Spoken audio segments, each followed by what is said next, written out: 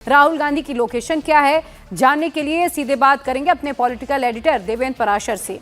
देवेंद्र, इस वक्त लोगों के मन में कई सारे सवाल हैं, खास तौर पर पंजाब के भीतर जो स्थिति बनी हुई है, उन्हें अपने नेता की जरूरत है, लेकिन राहुल गांधी कहीं नजर नहीं आ रहे और विपक्ष को एक बड़ा मौका दे दिया है सवाल उठाने का राहुल गांधी ने।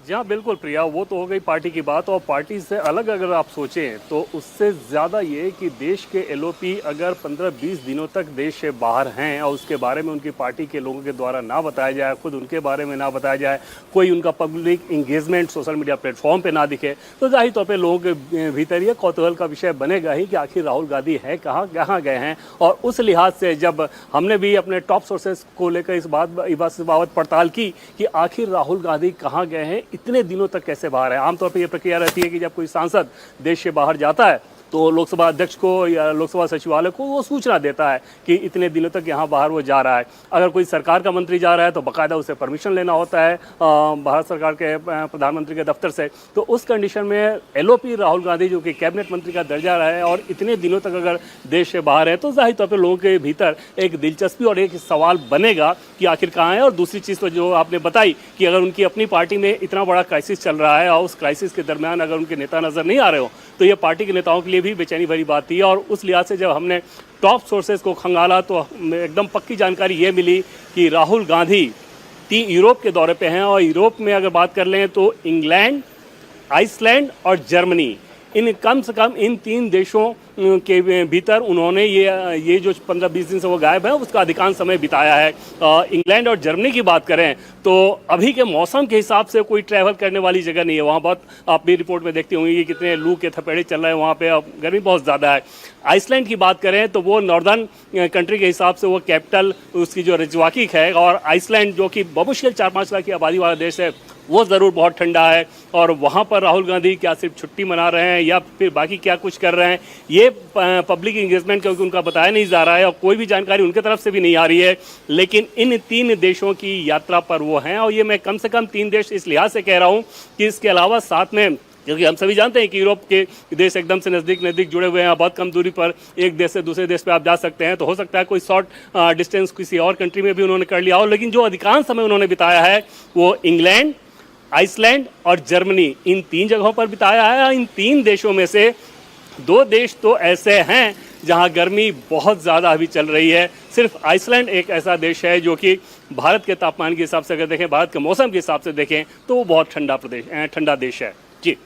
देवेंद्र, जरा एक चीज और बताइएगा, क्योंकि अब ज्यादा वक्त नहीं है जब मॉनसून सेशन की भी शुरुआत हो जाएगी। तमाम कई ऐसे मुद्दे हैं जो एलओपी होने के नाते उन्हें उठाना है, सरकार से सवाल पूछना है, और यहाँ पर तैयारी भी की जाती पहले से कि कौन कौन से मुद्दे रखना है। लेकिन राहुल गांधी का इतना लंबा बाहर रहना, कोई इन्फॉर्मेशन ना होना, और अब मैं चुनावों के मद्देनजर भी देखूं, देखिए उत्तर प्रदेश में चुनाव है, पंजाब में चुनाव, उत्तराखंड में चुनाव, तो क्या राहुल गांधी रणनीति बनाने के लिए इस वक्त किसी और को आगे करें? क्या प्रियंका गांधी कमान संभाल रही हैं या फिर राहुल गांधी वहां से भी बैठकर नजर रख रहे हैं इन तमाम मामलों पर?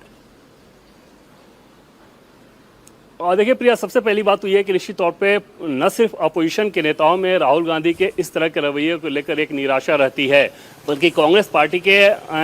अंदर भी नेता बहुत ज़्यादा निराश रहते हैं। उनसे दबी जुबान अगर बात कीजिए तो वो बताते हैं कि किस प्रकार से लीडर का रवैया इस प्रकार का नहीं होना चाहिए, ख़ासतौर पर तब जब आप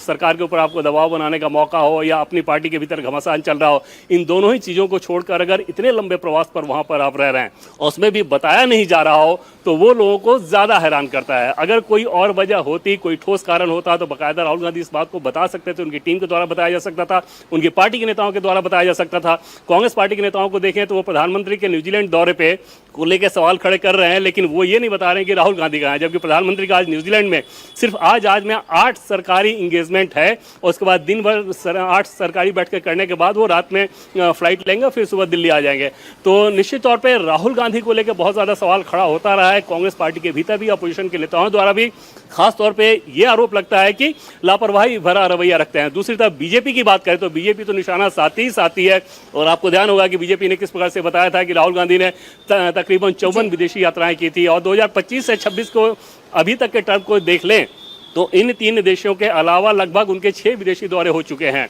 जी। और बहुत सारे विदेशी दौरे ऐसे होते हैं जिसमें पब्लिक इंगेजमेंट होता है, उसमें बाद में उनके नेताओं द्वारा बताया जाता है, या सोशल मीडिया प्लेटफॉर्म पे हम उनके बयान भी देखते रहते हैं, तस्वीरें देखते हैं। लेकिन इस बार का दौरा एकदम से गोपनीय दौरा है और इतना लंबा प्रवास होना ये अपने आप में लोगों को हैरान कर रहा है। और उस हैरानी को खत्म करने के लिए जब हमने टॉप सोर्सेज को टटोला कि आखिर राहुल गांधी किन किन देशों में गए हैं, तो ये जानकारी मिली और भरोसेमंद जानकारी मिली कि राहुल गांधी इंग्लैंड, आइसलैंड और जर्मनी, इन 3 देशों की में उन्होंने अपना अधिकांश समय बिताया है इस दौरे का।